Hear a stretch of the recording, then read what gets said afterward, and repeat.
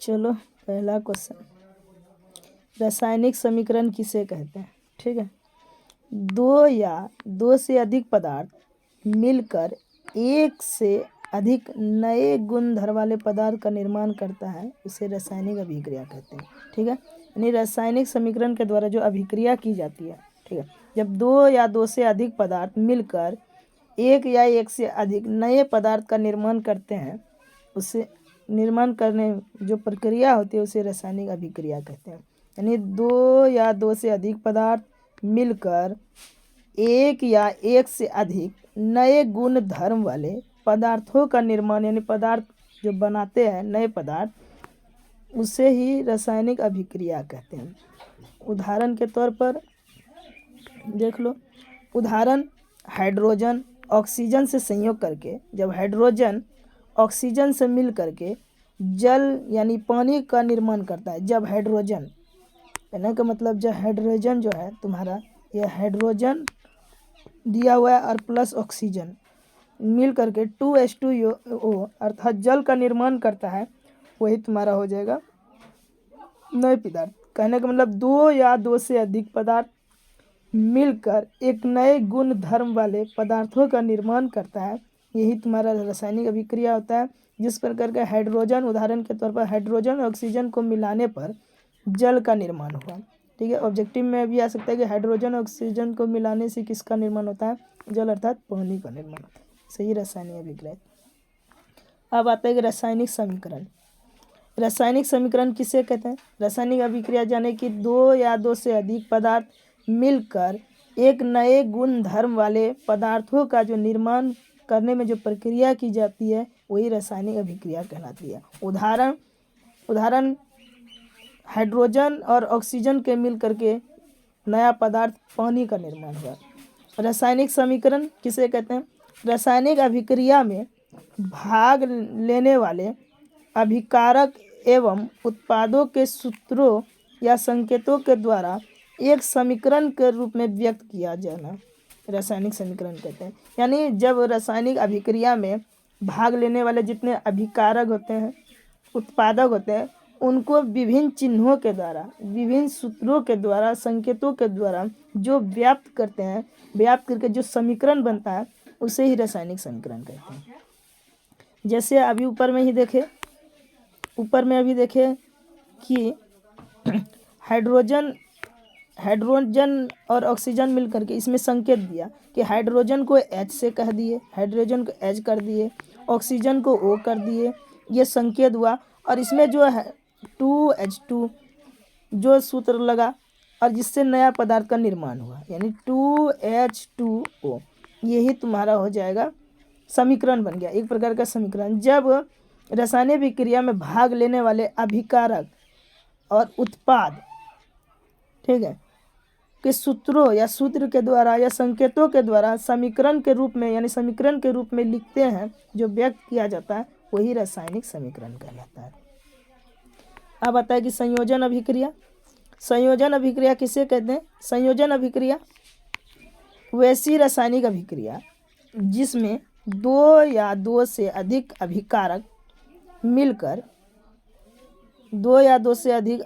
मिलकर एकल उत्पाद का निर्माण करते हैं, उसे संयोजन अभिक्रिया। कहने का मतलब संयोजन वैसी रासायनिक अभिक्रिया जिसमें दो या दो से अधिक अभिकारक मिलकर सिर्फ एक पदार्थ बनाता है, उसे संयोजन अभिक्रिया कहते हैं। या कोई भी दो या दो से अधिक पदार्थ मिल करके जब एक पदार्थ का निर्माण करता है, रासायनिक अभिक्रिया करके अभिकारक मिल करके एक पदार्थ का निर्माण करता है, उसे ही संयोजन अभिक्रिया कहते हैं। जैसे यहाँ पर उदाहरण, यहाँ 2Ag प्लस Cl, यानी 2Ag प्लस Cl मिल करके 2AgCl, मतलब एक पदार्थ, मतलब दो अभिकारक मिल करके एक एकल पदार्थ का निर्माण करता है। दो अभिकारक मिलकर जब संयोजन होता है, उस मिल करके कोई एक पदार्थ बनाता है, उससे ही हम संयोजन अभिक्रिया कहते हैं।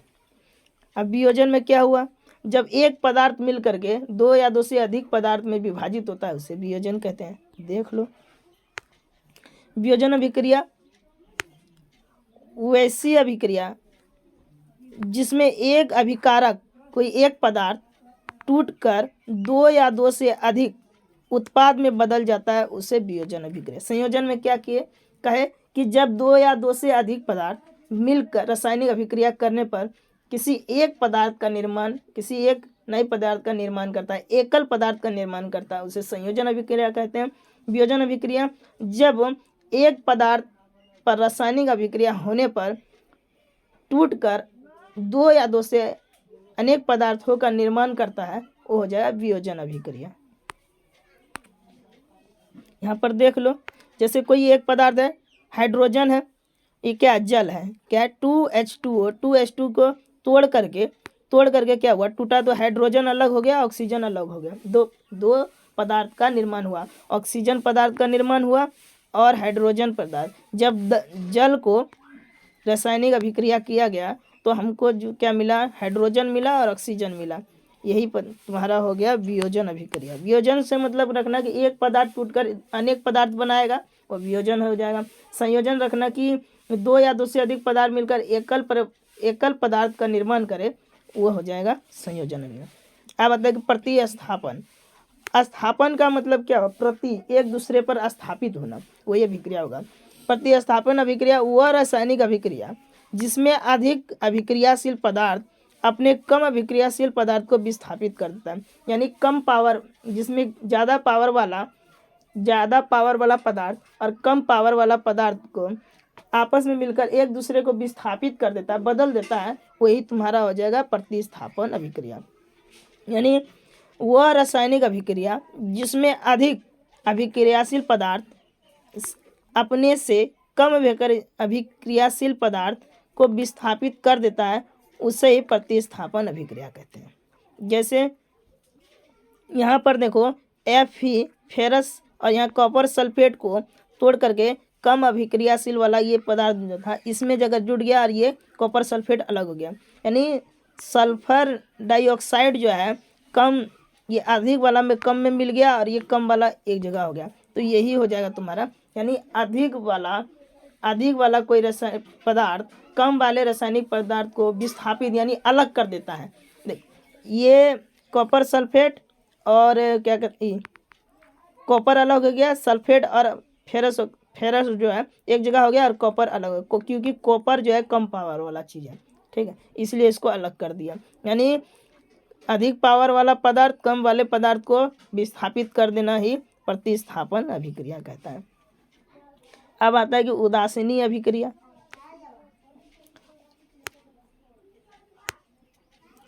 उदासीनीकरण अभिक्रिया किसे कहते हैं? उदासीनीकरण है ना वैसी रासायनिक अभिक्रिया जिसमें अम्ल किसी भस्म के साथ अभिक्रिया करके लवण तथा जल का निर्माण करता है, उसे उदासीनीकरण अभिक्रिया कहते हैं। वैसी अभिक्रिया जिसमें अम्ल और भस्म के साथ मिल करके लवण या जल का निर्माण करता है, उसी को उदासीनीकरण अभिक्रिया कहते हैं। सब उदाहरण दिया हो गया है। अब बता ऊष्माक्षेपी अभिक्रिया, समझ में आ रहा है? ऊष्माक्षेपी अभिक्रिया किसे कहते हैं? ऊष्माक्षेपी वैसी रासायनिक अभिक्रिया जिसमें उत्पाद के निर्माण के साथ ऊष्मा का उत्सर्जन होता है, ऊष्माक्षेपी का मतलब हुआ वैसा रासायनिक अभिक्रिया जिसमें से ऊष्मा बाहर निकले, बाहर निकले, उसी को ऊष्माक्षेपी अभिक्रिया। वैसी रासायनिक अभिक्रिया जिसमें उत्पाद के निर्माण में कोई पदार्थ के निर्माण में ऊष्मा निकलती है, ऊष्मा का उत्सर्जन होता है, ऊष्मा बाहर निकलती है, यही प्रक्रिया ऊष्माक्षेपी अभिक्रिया कहते हैं। अब आता है कि ऊष्माशोषी अभिक्रिया, कुछ उदाहरण दिया गया है। ऊष्माशोषी अभिक्रिया किसे कहते हैं? ऊष्माशोषी अभिक्रिया वैसी रासायनिक अभिक्रिया जिसमें अभिक्रिया के फलस्वरूप ऊष्मा का अवशोषण होता है, उसे ऊष्माशोषी अभिक्रिया कहते हैं। आप ध्यान से समझो कि ऊष्माक्षेपी क्या था? वैसी रासायनिक अभिक्रिया जब कोई उत्पाद बनता है तो उसमें क्या होता है, ऊष्मा निकलती है, बाहर निकलती है। और ऊष्माशोषी क्या होती है? वैसी रासायनिक अभिक्रिया जिसमें ऊष्मा जो है सोख लेता है, खींच लेता है ना, शोषित करती है, उसे ऊष्माशोषी अभिक्रिया कहते हैं।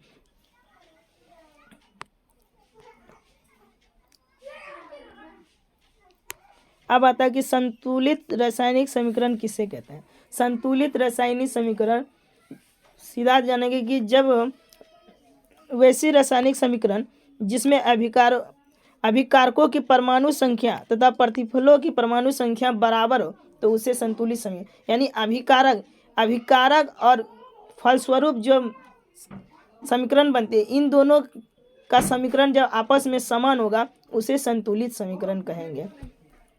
उसे संतुलित समीकरण कहेंगे, यानी दोनों तरफ, ये तुम्हारा हुआ इस साइड अभिकारक, ठीक है, ये साइड हुआ तुम्हारा अभिकारक, ये साइड हुआ प्रतिफल।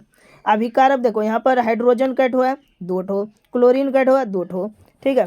और जब ये दोनों मिल यहाँ पर देखो 2HCl यानी हाइड्रोजन कट हुआ है 2 ठो, क्लोरीन भी 2 ठो है। जब दोनों साइड अगर बराबर रहेगा अभिकारक और अभिकारक के फलस्वरूप जो प्रतिफल निकलता है जो बनता है उसी को वो दोनों जब दोनों समान रहेगा तब संतुलित समीकरण हो जाएगा। जैसे यहाँ पर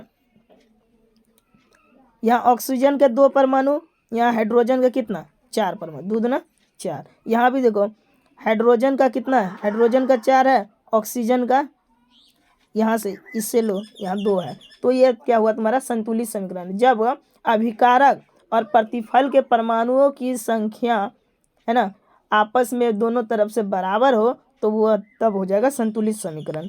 जब दोनों बराबर नहीं हो जाएगा वो असंतुलित समीकरण हो जाएगा। यहाँ जैसे आ गया है असंतुलित समीकरण। रासायनिक समीकरण किसे, वैसा रासायनिक समीकरण जिसमें अभिकारकों की परमाणु संख्या यानी यहाँ की परमाणु संख्या तो प्रतिफलों की परमाणु यहाँ जो संख्या बनी के बराबर नहीं हो तो असंतुलित समीकरण। यहाँ देखो हाइड्रोजन 2 ठो है, क्लोरीन भी 2 ठो है, ध्यान से समझो। यहाँ पर हाइड्रोजन जो है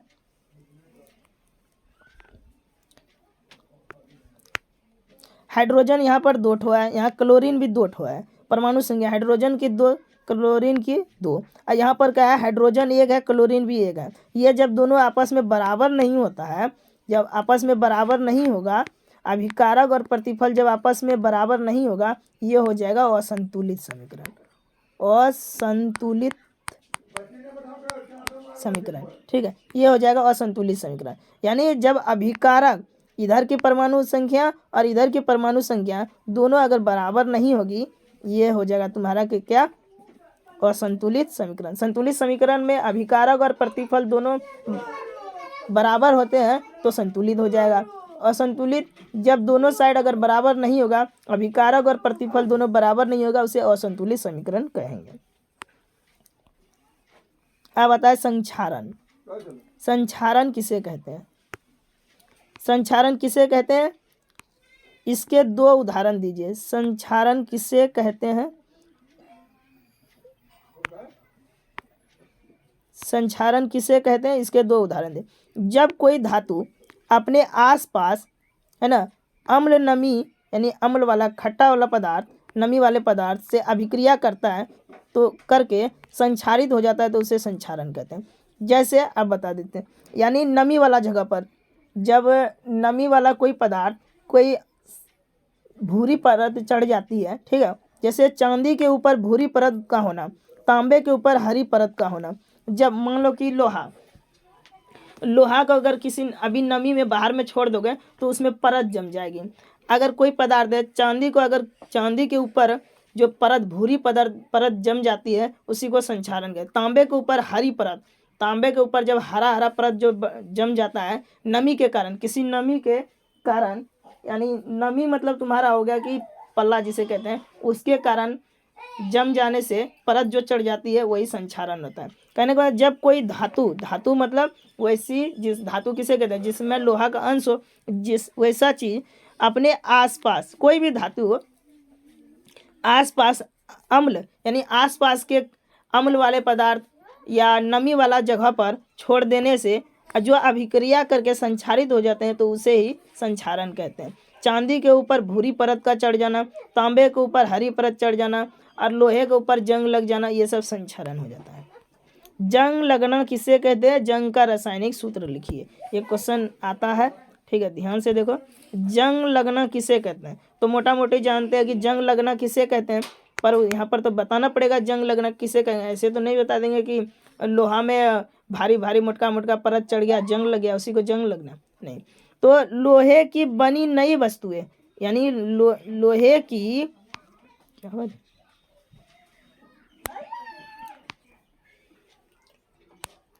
मिट रहा है, लोहे की बनी नई वस्तुएं चमकीली होती है। हम जानते हैं कि लोहे की जो जितनी भी नई वस्तु बनी होती है वो चमकीला होता है, ठीक है। लेकिन धीरे धीरे अपने आसपास में नमी के कारण यानी ठंडापन के कारण, पल्ला के कारण जलवाष्प यानी जलवाष्प से अभिक्रिया करके उस पे भूरे रंग की परत चढ़ जाती है, भूरा भूरा परत चढ़ जाता है, उजला टाइप का भूरा कलर का। आमतौर पर इस प्रक्रिया को लोहे पर जंग लगना कहते हैं।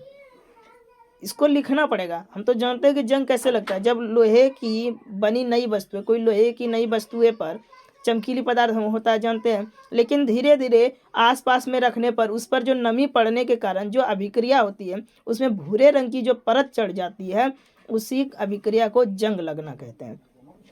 जंग रासायनिक सूत्र है ना, फेरस सल्फेट और या हाइड्रोजन ऑक्साइड, ठीक है, इसी ये सूत्र है इसका।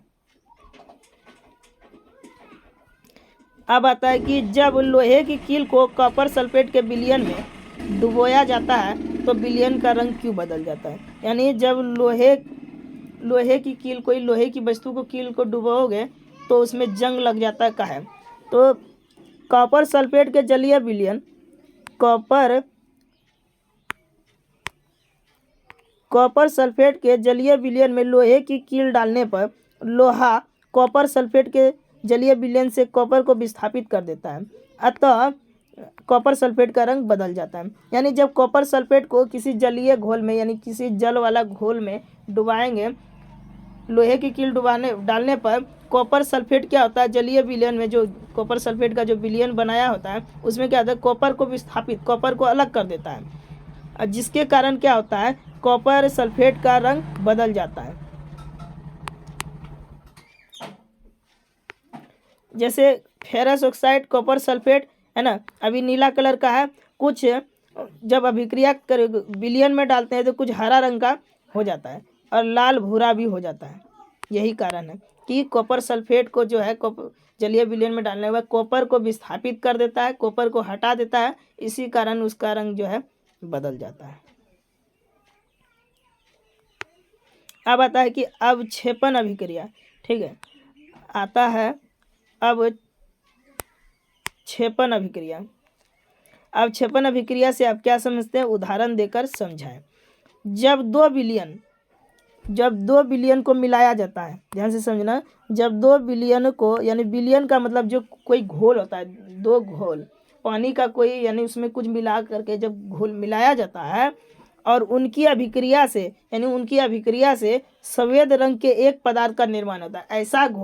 ऐसा दो घोल जब एक साथ मिलाया जाता है तो श्वेत यानी सादा यानी सफ़ेद रंग का पदार्थ बनता है, निर्माण होता है, जो जल में अविलय होता है, जो जल में घुला होता है, जो जल में अविलय होता है।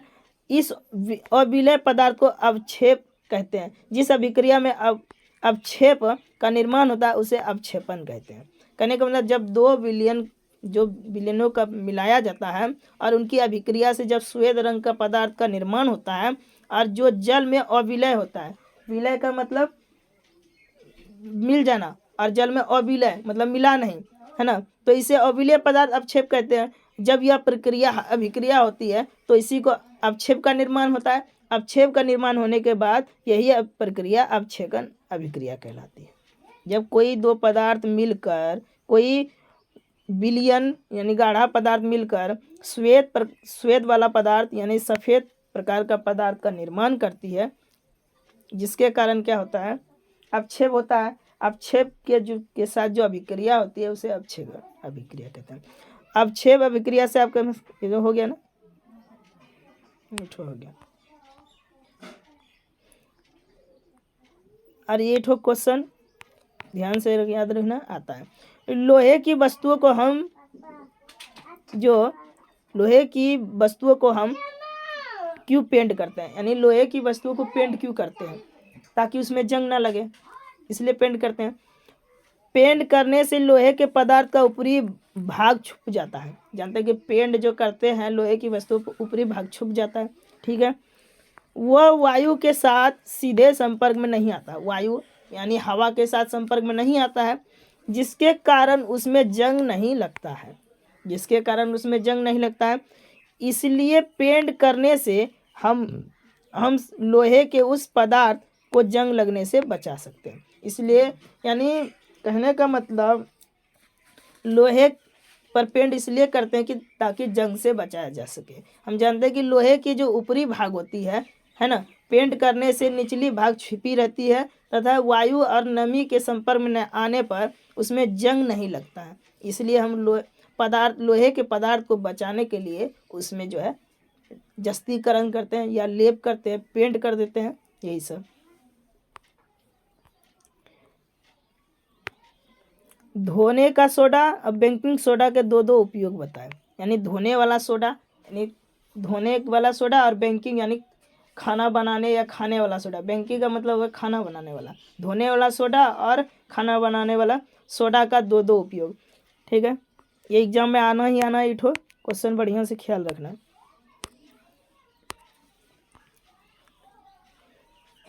पहले धोने वाला सोडा दो। धोने वाला सोडा ध्यान से सुना। धोने वाला सोडा जो है क्या होता है, जल की अस्थायी कठोरता को दूर करने के लिए, है ना, जल की अस्थायी यानी जल की जो अस्थायी किसी कपड़े में या किसी चीज़ में जम जाती है उसको धोने के लिए किया जाता है, ये दूर करने के लिए। कांच, साबुन, पेपर, बोरेक्स, कॉस्टिक सोडा को बनाने के लिए किया जाता है। धोने का सोडा जो है कांच, साबुन और पेपर तथा बोरेक्स कॉस्टिक सोडा के बनाने के लिए किया जाता है। ये सब बनाने के लिए, कांच बनाने के लिए और साबुन बनाने, पेपर तथा बोरेक्स की कुछ पदार्थ बनाने के लिए धोवन सोडा का उपयोग करते हैं। अब बेकिंग सोडा यानी खाने वाला सोडा, देखो खाने वाला सोडा खरीद कर लास्ट को कभी बकरी को कुछ हो जाता है, देखते हो कि खिला देते हो तो पेट फ्री हो जाता है ना। तो पेट की अम्लता को दूर करने के लिए, यानी अत्यधिक एसिडिटी होने के कारण, एसिडिटी, पेट में जलन, गैस होने के कारण, एसिडिटी होने के कारण खाने का सोडा जो उसको खिला देते हैं ताकि पेट की अम्लता देखना, कोई व्यक्ति जब खाना खाता है अगर अत्यधिक खाने पर पचता नहीं है तो उसका खाना अम्ल खट्टा हो जाता है, अम्लता टाइप का हो जाता है, तो जिसके कारण एसिडिटी होती है, गंदी गंदी ढेकार आती है, उल्टी होने की संभावना होती है। इसी को दूर करने के लिए सोडा खिलाया जाता है। खाद्य पदार्थ के निर्माण में, ठीक है, खाद्य पदार्थ के जैसे किसी चीज़ को मुलायम करने के लिए सोडा मिलाया जाता है। कोई कड़ा चीज़ है उसको मुलायम करने के लिए खाने वाले जितने पदार्थ उसमें सोडा का उपयोग किया जाता है। यही सब उपयोग है। खाना वाला सोडा वाला तुम सब देखे होंगे।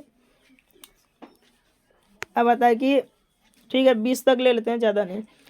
अम्ल का जलीय विलयन क्यों विद्युत का चालन करता है। यानी अम्ल का यानी एक बात देखना, विद्युत चालन बता चुके हैं कि चालन किसे कहता है, विद्युत किसे कहता है। बिजली यानी बिजली जिससे ना करंट, जो करंट विद्युत द्वारा आसानी से जा सके उसे विद्युत चालन कहते हैं। और अम्लीय वाला यानी खट्टा वाला पदार्थ में करंट जो अच्छा जाता है।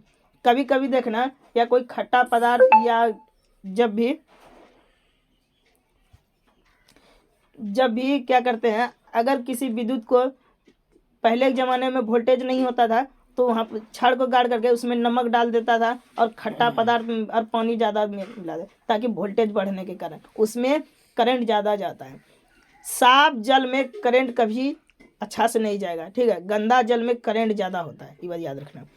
अम्ल का जलीय विलयन में आयनीकरण के कारण आयन उत्पन्न होता है प्लस पिकअप वाला मतलब करंट स्पीड होता है।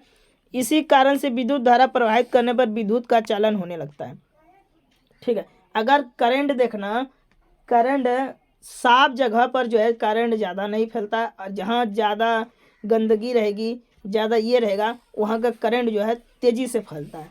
तो कोई भी चीज़ साफ जल की अपेक्षा गंदे जल में करंट जो है ज़्यादा होता है क्योंकि वहाँ अम्लीय होता है। अम्लीय एसिडिटी, जब भी शरीर में एसिडिटी होती है तो अधिक खाना खाने से गंदी ढेकार निकलती है, अपच हो जाता है, तो उसी के कारण एसिडिटी होती है। वही कोई अम्लीय चीज़ बिजली वाले जगह पर धर दिया जाए तो उसमें करंट ज़्यादा होता है। इसलिए जो है बोला जा रहा है कि उसमें अम्लीय वाला जितना भी पदार्थ है उसमें जो है करंट जो है स्पीड धन हो जाता है, धन प्लस हो जाता है, जिसके कारण उसमें आयनीकरण ज़्यादा हो जाता है। इसी कारण से अम्ल का जलीय विलयन विद्युत का चालन करता है। अब आता है कि प्लास्टर और पेरिस क्या है, सूत्र लिखे, इसका उपयोग लिखे। यानी प्लास्टर और पेरिस क्या है, सूत्र लिखना है और इसका उपयोग भी लिखिए। जिप्सम एक यौगिक है, जानते हैं, जिसका सूत्र CaSO4 2H2O है। जब इसे 373 केल्विन तक गर्म किया जाता है। जिप्सम एक यौगिक है जिसका सूत्र, जिप्सम का सूत्र CaSO4 2H2O है। जब इसे 373 केल्विन पर गर्म किया जाता है तो प्लास्टर ऑफ पेरिस बन जाता है। जिप्सम से बनता है, जिप्सम एक पदार्थ है, ठीक है, जिसका सूत्र है CaSO4 2H2O। इसे जब 373 केल्विन पर पावर पर जब गर्म किया जाता है तो ये प्लास्टर ऑफ पेरिस बन जाता है। प्लास्टर ऑफ पेरिस का रासायनिक नाम कैल्शियम सल्फेट हेमीहाइड्रेट है। यानी इसका नाम जो है कैल्शियम सल्फेट हेमीहाइड्रेट है। इसका आणविक सूत्र जो है CaSO4 हाफ H2O होता है। यानी CaSO4 1/2 H2O होता है। ये बहुत इंपॉर्टेंट है और ये जिप्सम का भी पूछता है। अब इसका उपयोग प्लास्टर का मतलब किसी का हड्डी तड्डी टूट जाना तो प्लास्टर करता है ना। तो देखो इसका उपयोग कई चीज़ों में किया जा सकता है प्लास्टर का, और ये इंपॉर्टेंट है, 5 नंबर में क्वेश्चन आता है। प्लास्टर ऑफ पेरिस का उपयोग, इससे सांचे, खिलौने, सिरेमिक बर्तन आदि बनाने में प्रयोग किया जाता है। इसे जो है कोई सांचा बनाने में, ठीक है, खिलौने बनाने में, सिरेमिक बनाने में, कई पदार्थ बनाने में काम किए जाते हैं। सजावटी सामान, कोई सजावटी सामान जो है, मूर्तियाँ आदि इससे बनाए जाते हैं। सजावटी सामान, मूर्तियाँ आदि इसमें, यानी प्लास्टर का मतलब प्लास्टिक हुआ एक प्रकार का, ये बनाने में काम किया जाता है। अस्पतालों में अस्थि विभाग और दंत विभागों के द्वारा इसका पर्याप्त प्रयोग किया जाता है। यह टूटी हड्डियों को जोड़ने के लिए प्रयुक्त किया जाता है और टूटे हुए दांतों के स्थान पर नकली दांत लगाने के सांचे इससे बनाए जाते हैं। यानी मनुष्य के मुख में जो दांत टूट जाता है तो प्लास्टर ऑफ पेरिस से जो नकली दांत बनाया जाता है मनुष्य के मुंह में लगाने के लिए, इसी का उपयोग करते हैं। और किसी का हड्डी या पैर टूट जाता है तो प्लास्टर करके उसको सही करने के लिए इसका उपयोग किया जाता है, ठीक है। अब आता है ये इसका उपयोग भवनों की दीवारों, यानी भवन होता है, जो घर होता है, घरों की दीवारों और छतों के समतल करने, उन पर डिजाइन बनाने के लिए इसका प्रयोग किया जाता है। यानी घरों पर जो है, घर पर जो होता है, छत होता है, उसको समतल यानी प्लेन बनाने के लिए और उस पर डिजाइन बनाने के लिए भी इसका उपयोग किया जाता है। एक एक याद रखना। अग्निशमक संबंधित सामग्री इससे तैयारी की जाती है। यानी इससे जो अग्निशमक यानी आग बुझाने के लिए जितने भी सामग्री है, आग बुझाने के लिए जितने भी पदार्थ बनाए जाते हैं, इसका उपयोग किया जाता है। प्रयोगशाला में गैसों का रिसाव इससे रोका जा सकता है। प्रयोगशाला में अगर कहीं गैस वैस फट गया या ये हो गया तो इससे जो है गैस का रिसाव यानी गैस बाहर ना जाए, इसको रोका जाता है। तो 6 उपयोग तुम सबको बता दिए, कॉपी में कितना लिखा हुआ है ना। और लास्ट देख लो 20 नंबर, इससे ज़्यादा नहीं, आज 20 सेट हो रहने दो। सूचक से आप क्या समझते हैं? किसी एक संश्लेषित सूचक का नाम लिखें। सूचक से आप क्या समझते हैं? देखो सूचक एक प्रकार के किसी चीज़ का पता लगाने वाला एक है ना रंजक है, ध्यान दो। सूचक रंजक यानी एक प्रकार का कलर है, रंजकों का मिश्रण होता है, ये कलरों का मिश्रण होता है, जिसका उपयोग अम्ल एवं क्षारक की उपस्थिति सूचित करने में होता है। सूचक एक रंजक है, एक कलर है, ठीक है। ये कई कई कलरों का मिश्रण है, कई रंगों का मिश्रण है, जिसका उपयोग यह पता लगाएंगे कि कोई पदार्थ खट्टा है या कड़वा है, इसी का उपयोग करते हैं। यह संश्लेषित सूचक यह मैथिल ऑरेंज है, ये एक प्रकार का मैथिल ऑरेंज है। तो सूचक का एक ही मकसद है कि ये इसका कलर जो है मिश्रित कलर का होता है। इससे यह पता लगाया जा सकता है कि कोई पदार्थ खट्टा है या कड़वा है। बस आज के लिए इतना ही रहने दो, ठीक है। अगला दिन से फिर आगे